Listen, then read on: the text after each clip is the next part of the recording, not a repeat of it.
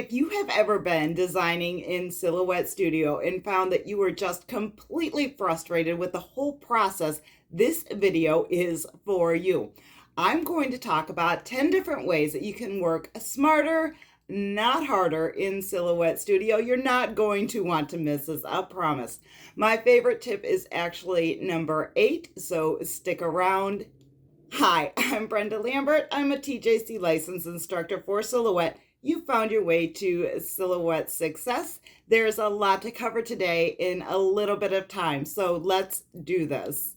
At the beginning of every project, set your page up correctly and completely, and then go to the send panel and set this up as well. Sometimes designing can be complicated or frustrating, and then by the time we're ready to send the project to cut, we can overlook a detail that could have easily been taken care of from the start. I can't tell you how many times I've tried to cut HTV out of cardstock because I was just over it by the time I got to that part. And I had to send it through again, of course, with the right material selected. You can design across several pages to keep things organized for a large project that uses different materials. For example, when I make my affirmation jars, I use 3 pages. I use one for the cards, one for the box, and one for the vinyl decal.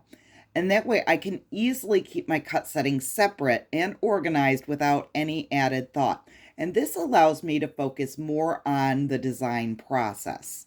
When you are using multiple pages to create a project, you might need a piece of the design on more than one tab.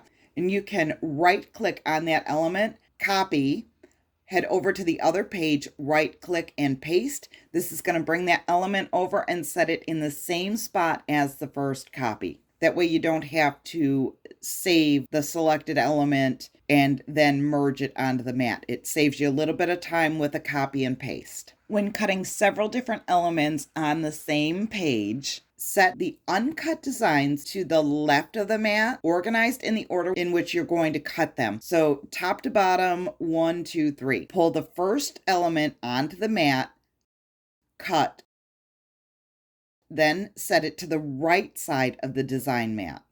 Pull the next one onto the design mat and repeat. That way, if you need to walk away for a bit in the middle of a project, you can come back to it and immediately see where you left off.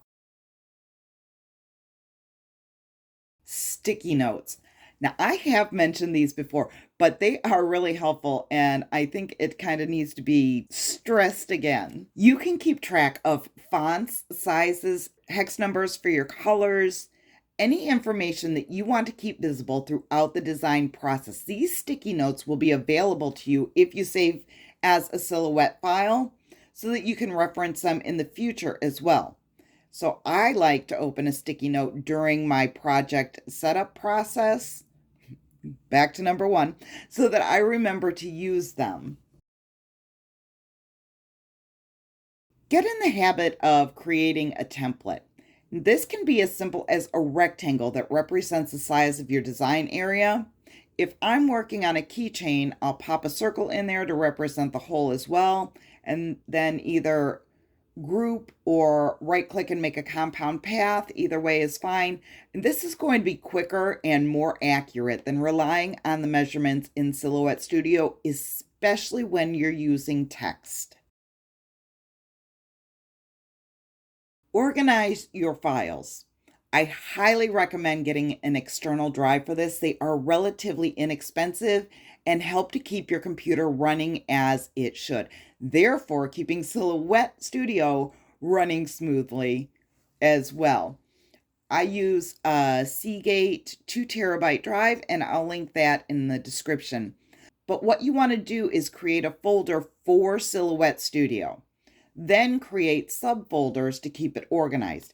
And you can do this by fonts, SVGs, and PNGs, or you can organize by Christmas, 4th of July, whatever works best for you. I do not recommend saving your creations to the Silhouette library.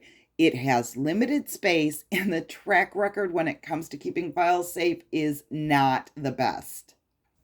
The one exception to this is files that are purchased from the Silhouette store.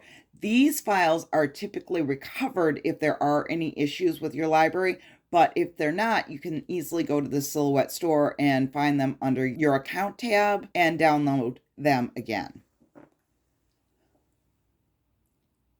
Simplify your designs for faster, smoother cutting. This is especially important for trace designs.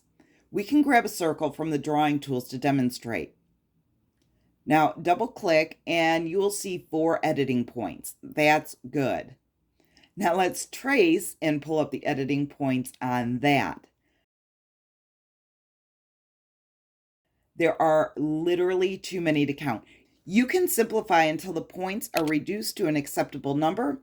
However, if any of the points turn red, you'll need to click the undo button, as that shows that the path has been broken and it will result in an incomplete cut.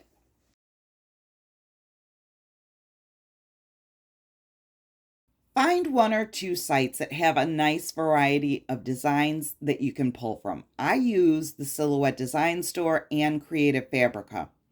Now, at the time of this video, Creative Fabrica is running a fantastic sale on memberships. I'll put a link in the description if you want to try it out for free, but don't sleep on this one for too long. They only run this sale once a year as far as I know. And if you're already a member, you can add a year at the discounted rate. I added 2 years to my subscription last year at this time because it was just too good to pass up. Now, the memberships work well for me, but you might be more comfortable with purchasing individually.